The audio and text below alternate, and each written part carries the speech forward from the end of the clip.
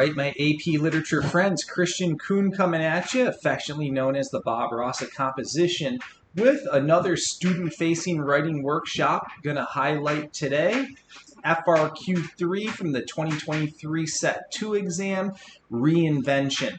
FRQ 3 is a little tricky, but in my estimation, it's actually the easiest of the FRQs combined lit and lang. I think it's a straight shooter, and what I'll do in this writing workshop is walk the students through the whole process of cobbling this together while pulling the strings of my heuristics.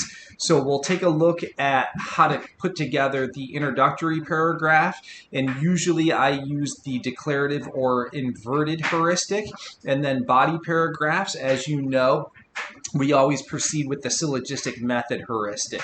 And just as an aside, note that I will be making videos from 2015 all the way to the present moment of all of the FRQs for lit and lang, so stay abreast, stay tuned, and subscribe. The name of my channel is Kristian Kuhn, the Bob Ross of composition. Tell your friends, tell your colleagues, tell the world, because I want this to go far and wide.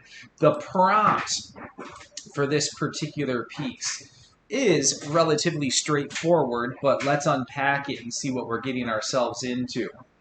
So it says, in many works of literature, characters choose to reinvent themselves for significant reasons.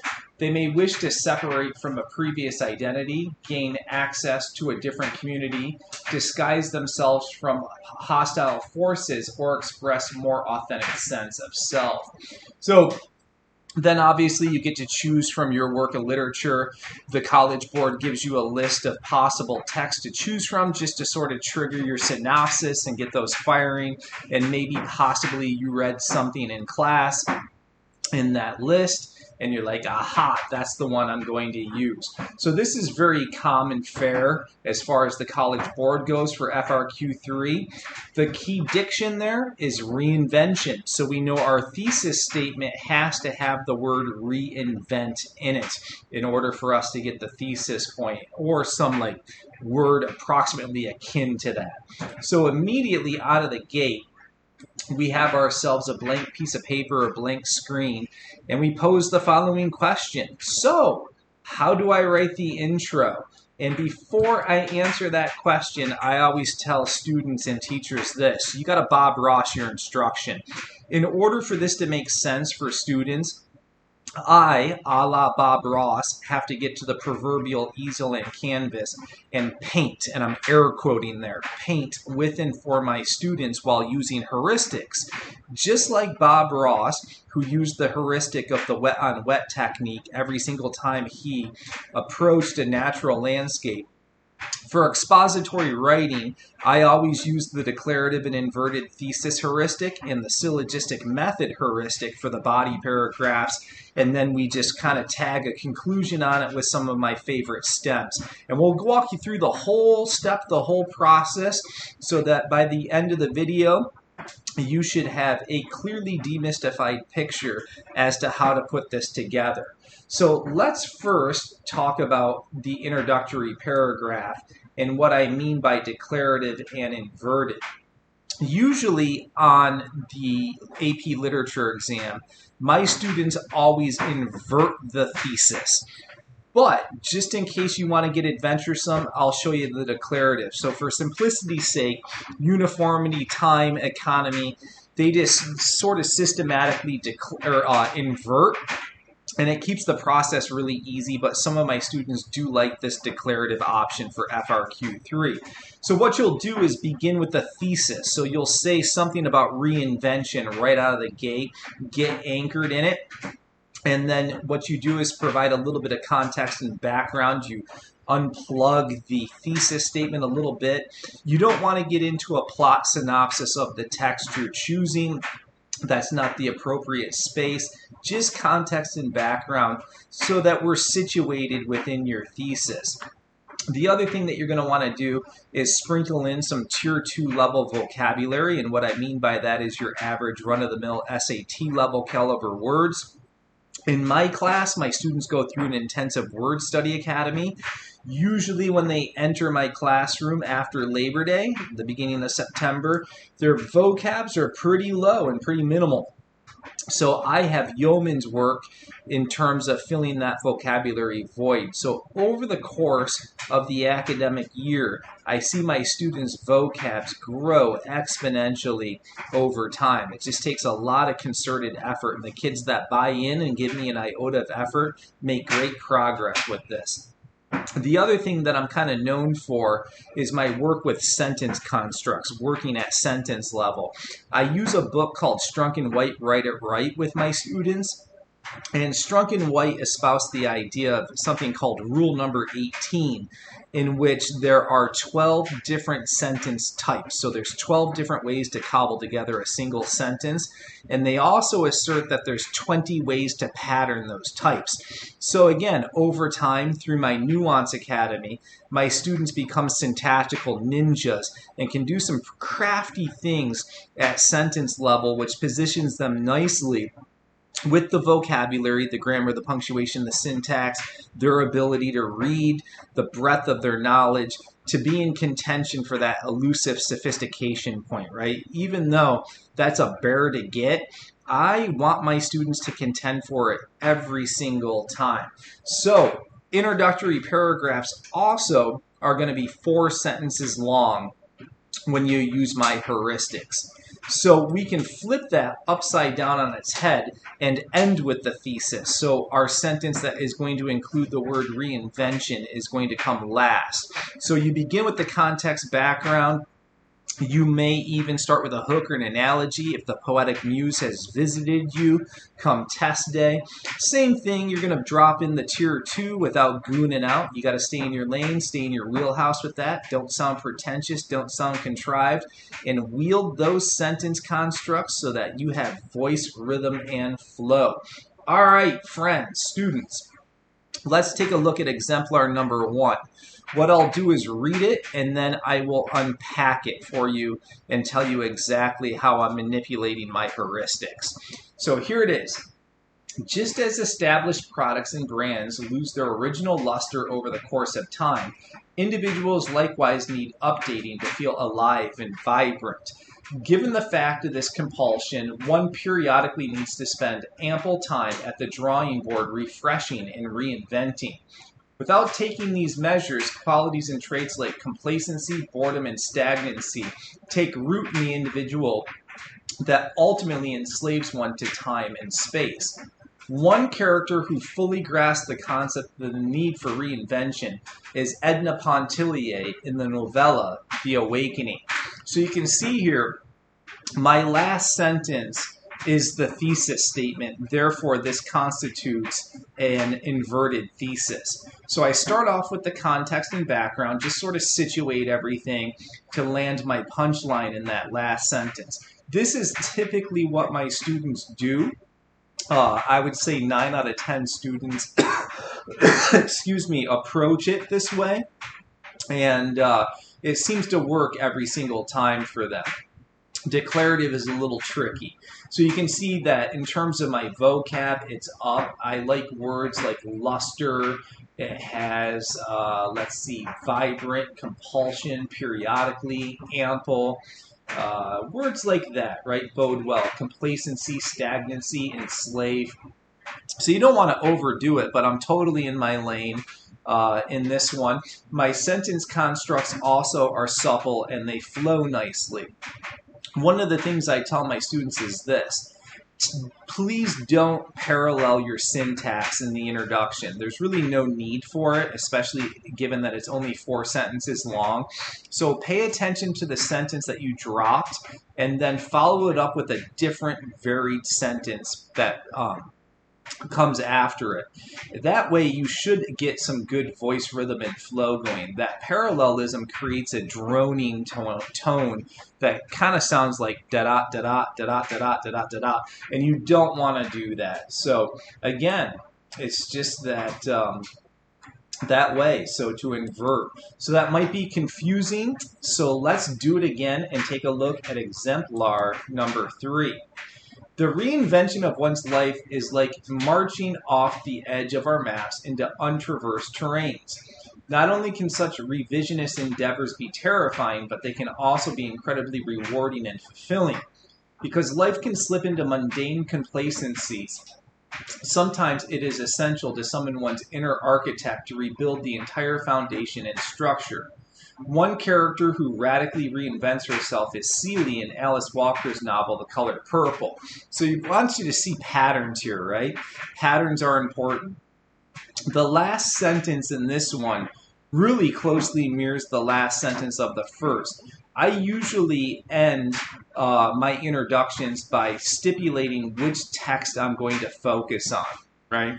And you can see up top, I put reinvention in there. I led with reinvention. So you either lead with reinvention or you end with reinvention. Same stuff in this one, 4 sentences. Tier 2 is present. Sentence constructs are a-flowing. So students, again, might look at that and say, I can't do that, Kristian. It's way too hard. Yes, you can. It's pretty darn easy. So here's a third one. Sometimes the universe forces an individual to reinvent themselves because that person is too unwilling and unaware to make the changes themselves.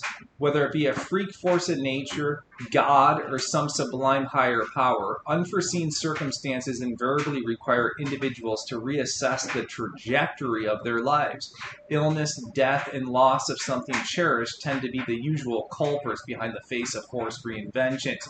But in the case of Gregor Samsa in Kafka's Metamorphosis, it's his undying allegiance to being a Marxist cog that serves as the impetus for him to see his worthless and meaningless life in new terms. Last sentence doing the exact same thing. Focus on reinvention up top and throughout, just the context and background for the punchline that gets me to Kafka's Metamorphosis. Vocab up, sentence structures doing the exact same thing. So pretty cool. So what I would like you guys to do is pause here. Students, try your hand at this. Pair up with some buddies and show your work, share your work with each other, and get some feedback, because I'm convinced that the more writing you see, the better you become. And teachers, if you're watching this along with your students, try your hand at it too and model a tad bit more for your students. All right, still a ton of canvas left, so let's ask ourselves the following question. So, how do I write the bodies? And as you know, I've already alluded to this, we're going to go syllogistically. The syllogism is rooted in the Aristotelian tradition. Aristotle ran a school called the Lyceum, and the townsboys would go there to learn about polemics, oration, debate, wordsmithing, word wrangling. And when you get into introductory philosophy courses, you may stumble upon a book, seminal classic, called The Republic by Plato, and they throw out the essential question, what is justice? So what happens in that book is students, the philosophical think tankers, step to the proverbial mic and they drop their definition of justice. And Aristotle, just like us composition instructors, said, geez, some students are really good at sustaining their line of reasoning. He called it cogency. They had bulletproof logic. They were really solid in their argumentative pursuit. And he studied the real gifted orators, and one day he had a eureka moment and he said, aha, I got it. They are thinking syllogistically. They are cloaking and housing their argument within a mathematical, calculative, prescriptive formula. And what he said was this: these students are going from premise to conclusion, like a math formula. So if I were to say to you, premise 1, arsenic is deadly. Premise 2, my dog ate arsenic. At this stage of the game, you're like, uh-oh, Kristian, that's not going to bode well for your dog. Your dog's going to die. And that, my friends, is a cogent argument, right? It's bulletproof, makes sense, logical, reason, it makes total sense. So how do we morph this into a heuristic to write FRQ3? Well, it's pretty straightforward. We're going to take 3 sentences in the first premise to keep this argument central, right? Because if we get talking about any of those books way too early, like in sentence 1, 2, and 3, we're going to lose the centrality of the argument. We have to keep in mind that this is expository writing and we are arguing. So I want to set up the argument first, and usually what you can do is just argue something that contains a why reason. So up top in the thesis, we didn't say why. We just kind of dropped the thesis. We dropped the word reinvention. Now we got to get into the why of the reinventive qualities of the character with whatever text we selected. So from there, 4th sentence begins the second premise, and it's textual support. This is a unique essay in that it's like FRQ3 from AP Lang, where the textual support is specifically coming from our recall. We have to be detailed. We have to get into the specificity and minutia of that book and detail things very vividly in terms of our execution in order to score well on this. So the more detailed, the better, I think. So we got to get really specific in the detail, the textual support around the quality of reinvention. We also need to be mindful of the fact that body paragraphs need to be concluded. So we're going to link it all back to the prompt. We want to be talking about reinvention at the end of our syllogistic body paragraph. So we're going to echo back to the prompt, the thesis, keep the promise of the first premise. So you might be asking yourselves, what does this first premise look like, Kristian? I got an example for you. I painted one. So let's do it. 3 sentences. Let's see how this proceeds. Ever since God endowed Adam with the power to name all of existence's creation, language has consequently been an androcentric construct. Androcentric just means man-centered, male-centered. As such, given that the strings of both language and religion are controlled by the male sphere, women have oftentimes found themselves on the outside looking in. Edna Pontellier, a powerful female character beyond the control of these arbitrary systems, sought to reinvent a gynocentric, so female-centric safe haven for her and other women that is free from these oppressive male confines. So what's the quality of my reinvention here? Basically, I'm saying that Edna Pontellier is a feminist figure in the text, in the awakening. And that, like, you know, early in the book of Genesis, language is created. And Edna, throughout the novella, is in a sense rewriting the book of Genesis. She's creating language that's female-centered because language in essence is male-dominated. So she's going to create a discourse for herself and for other women, and she's kind of in a sense like a Jesus figure. So that's where I'm going. That's kind of what I promised in this first premise. So now all of my textual support needs to be germane to that. So let's talk about that. Textual support comes from recall. Come time of the exam, I don't have the novella in front of me. I don't have any notes. I don't have any, cliff notes or anything like that. I don't have access to the internet. So I have to detail things very specifically. It's all coming from my brain. To keep the line of reasoning, to stay cogent, I have to keep the promise of the first premise. I can only talk about the things that I promised in my why reason in that first premise. If I deviate or if I don't do it thoroughly enough, I've broken my line of reasoning. I will have what is known as an enthymem. So it's when you forget one of the premises or insert a disjointed, waylaid premise that's discursive in thought. So let's see what I do with my fourth sentence in terms of getting into the second premise. Very early in the novella, Chopin places great focus on language and who owns it in describing the bird talk of the chattering women and the caged birds themselves. Notably, the caged animals chitter a refrain of "Allez-vous-en, saprasti," right? I remembered that quote, so I didn't look it up. I've taught this book many times. A juxtaposition is being drawn here between the discourse of the birds and Edna's awakened sense to reinvent language. So it's a good idea to use your terms, your devices, and techniques in here too, because after all, we are performing literary analysis. So use those guys. Both Edna and the caged figures are saying, "Get out, gosh darn it, get out." The androcentric society restricts Edna's every move, and she finds it to be completely stifling. As she moves towards her liberated, reinvented self, she needs to do certain things like shed her religious allegiance so that she can become a female Christ figure who dies for the sake of all women. This idea is clearly depicted in the Sunday service scene, right? So I like talking about scenes in the second premise, real specific scenes, and detail them. For some inexplicable reason, Edna had to flee from there as fast as she could to seek sanctuary by the seaside. The sea, likewise, is the source of the new feminist discourse. It is here that Edna tries to make sense of its garbled and muted words, and it is here that Edna ultimately dies.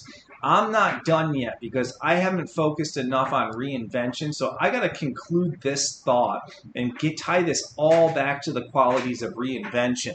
I usually do a conclusion in about 2 or 3 sentences. Look what I have here. Like a female Christ figure, Edna sacrifices her life so that womankind can reinvent everything in society in order to make it less male-dominated. Going from a domestic figure locked in a figurative cage, Edna reinvents herself in a way that enables other women to take a more prominent role in this particular society. And this reinvention, just like the narrative in the Gospels, requires her ultimate sacrifice. Very cool. That stayed super cogent, right? I hung to the promise of the first premise. All of my textual support was very germane to the promise of that first premise, so therefore I have a line of reasoning that stays cogent. All right, friends, students, pause here and give your hand at that first syllogistic body paragraph. 3-sentence first premise, argue the why reason. 4th sentence, get into your textual support straight from your noodle, straight from the recall of your brains, and then wrap it up by bringing it full circle to reinvention, full circle to the prompt and the thesis. And again, show some students your writing, show your teacher your writing, get some feedback because that helps you grow and mature as a writer. So we have an intro, we have a body paragraph. What do we do next? Well, this might shock you, but you're going to bust out another syllogism. The essay, like all FRQs on both Lang and Lit, are going to be 4 paragraphs long. So what's left? Well, in terms of me in writing the rest of the essay, I went with the end scene in terms of how Edna dies as a Christ figure, right? That in my estimation. So I want to focus on that. I want to focus on the language of the sea and what it's saying and how she's trying really hard to create a feminist discourse in a patriarchal society, right? So she's trying to make it more matriarchal through her linguistic endeavors. So that's what I would focus on in the end. And again, just wrap it around to reinvention at the end of that syllogism, and I'm shooting for 10 to 12 sentences again, because that's the typical length of a syllogistic body paragraph. All right, so we got intro, 2 bodies. Let's wrap the essay up and talk about throwing a conclusion on this. So early in the academic year, I give my students some conclusion stems. I'm not a super big fan of them. I find them to be a little bit too generic, but if you're just getting started, try your hand at it. But ultimately, like training wheels, kick them off. Take the scaffolds off and try to do something a little bit more authentic. I liken conclusion paragraphs to the grand finale of a fireworks display. So you're going for big theme, big exigence here, all the way back to reinvention, right? So you're going to tie Edna all the way back to reinvention and talk about it in about 3 to 4 sentences. So some of our favorite sentence stems in my class are simply said, evidentially, in no other words, when it's all said and done and at the end of the day. And those tend to work really well for us in the beginning, and sometimes my students never move beyond that, and it's totally fine, right? Just kind of a cookie cutter conclusion to get them by and make sure that they're following the conventions of composition. All right, that's it from here. Happy teaching, happy writing. If you would like to reach out to me for any reason, my email is teachingwritingcoach@gmail.com.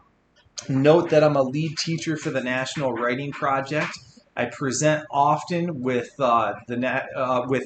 NCTE and the College Board in Perfection Learning. So if you want to stay abreast of my comings and goings, I have a calendar on my website, www.teachinghowtowrite.com.